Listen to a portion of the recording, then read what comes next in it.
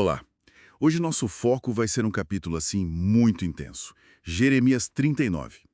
É o relato da queda de Jerusalém, né? Aquele momento decisivo, o clímax de todo um processo. É um ponto de virada histórico mesmo. Exatamente. É um capítulo que mostra de forma bem concreta o cumprimento daquelas profecias sobre o julgamento de Judá, sabe? A conquista babilônica acontecendo ali. E o texto começa já dando a data, né? O cerco que Nabucodonosor iniciou lá no 9º ano de Zedequias, 10º mês. Isso, e se arrastou. E aí o fim vem no 11º ano, 4º mês, 9º dia. É quando a muralha cede. E nesse momento entram os oficiais babilônicos, né? Figuras importantes. Sim, nomes como Nergal-Sarazer, Nebu-Sarsequim, tem até um chamado Rabemag, que devia ser um cargo militar alto, né? Eles entram e se instalam ali na porta do meio. Um lugar central. A presença deles ali já era um sinal claro, né? Total. Tipo, acabou, tomamos conta. É mais que invasão, é simbólico. Vendo que a defesa ruiu, o rei Zedequias e o que restava dos soldados tentam uma fuga. Desesperada, né? É durante a noite, pelo Jardim do Rei, tentando ir para Arabá, aquela região mais ao sul. Mas assim, não teve chance. O exército babilônico foi rápido, alcançou eles ali nas planícies de Jericó, E aí, para onde levaram ele? levaram os Edequias para Ribla, onde Nabucodonosor estava. E lá, bom, a sentença foi brutal.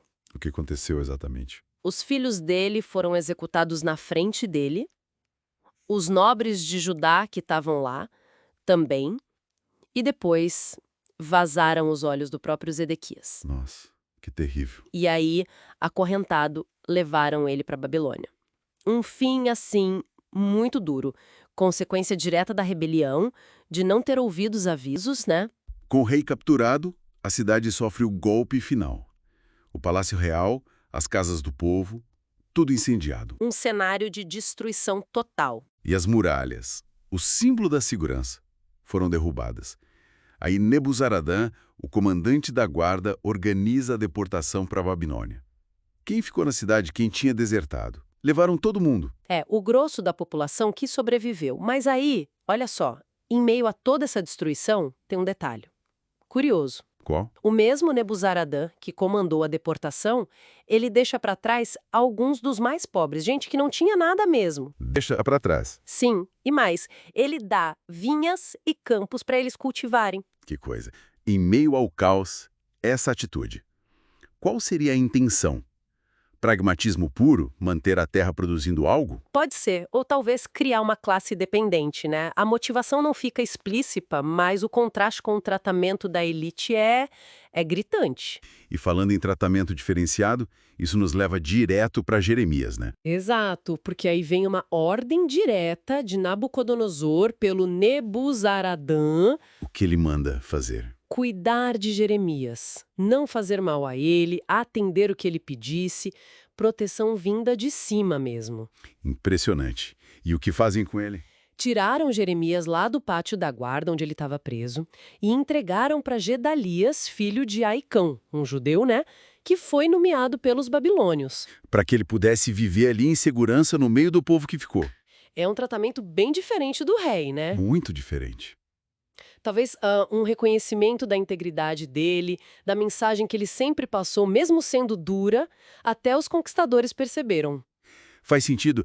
E essa ideia de proteção individual no meio do julgamento coletivo aparece de novo, né? Sim, com o Ebed-Melech, o Cuxita, aquele oficial etíope que tinha ajudado Jeremias antes. Ah, lembro dele. Então, enquanto Jeremias ainda estava preso, ele recebe uma palavra do Senhor especificamente para Ebed-Meleque. E qual era a mensagem? Confirmava que o desastre ia acontecer na cidade, que ele veria tudo, mas Deus prometia livramento pessoal para ele. Ele seria poupado. Sim, não cairia nas mãos dos inimigos que ele temia, a vida dele seria preservada. E por quê?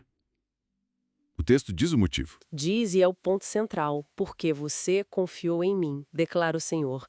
Olha que Forte isso, a confiança pessoal em Deus como fator de proteção, mesmo no meio do julgamento da nação. É a justiça coletiva e a misericórdia individual agindo juntas. Exato. Então, para amarrar tudo, Jeremias 39 mostra essa face dura do julgamento sobre a liderança e a nação. Destruição, exílio, mas ao mesmo tempo tece esses fios de esperança, né? A proteção a Jeremias, o livramento de Ebed-Meleque pela fé e até aquela ação inesperada com os mais pobres. Com destinos tão contrastantes com o do rei Zedequias, o que isso sugere sobre como a soberania de Deus age em grandes eventos e o peso da nossa resposta: confiança, fidelidade ou rebelião. Fica aí para pensar.